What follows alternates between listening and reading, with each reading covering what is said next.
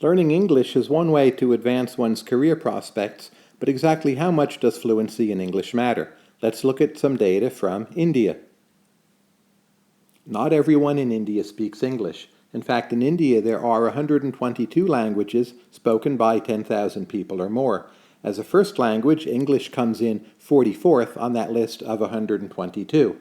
If you consider English as a second or third language, according to one study, about 35% of Indians living in cities speak good English, and in rural areas it's only about 14% who speak good English. One study found that Indian males who were fluent in English earned 34% higher wages than Indian males who were not fluent in English. You might think that English here is somehow a proxy for better work ethic or perhaps superior native ability, but this study was controlling for performance in school, so at least ostensibly it was controlling for work ethic and native ability. The study also finds higher returns for speaking good English to older men.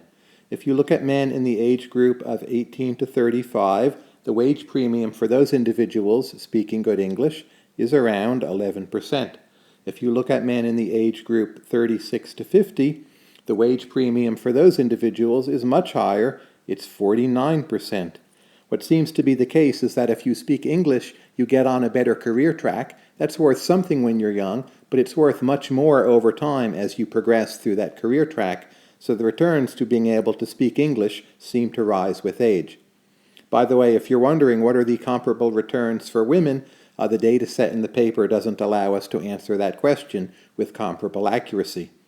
The paper also finds there are lower returns to speaking good English in areas where there are already many good English speakers. This is simply an implication of basic economic laws of supply and demand. There's another study which looks at data from discrete educational interventions, and this paper finds that a 1% decrease in the probability of learning English lowers wages by, on average, 1.6%. That's again quite a considerable effect. There are significant benefits to fluency in English in the country of India. Speaking English, especially when women speak English, it also seems to break down the caste system.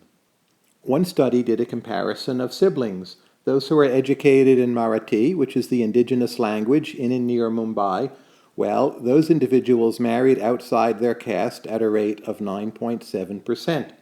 The siblings who were educated in English married outside their caste at a rate of 31.6%, which of course is much higher. The most comprehensive study is the first one listed here, the returns to English language skills in India. That's where most of the numbers in this presentation come from. On the educational intervention, there's the paper English Language Premium, Evidence from a Policy Experiment in India, and finally on castes, read Munshi and Rosenzweig, Traditional Institutions Meet the Modern World. These are all available online.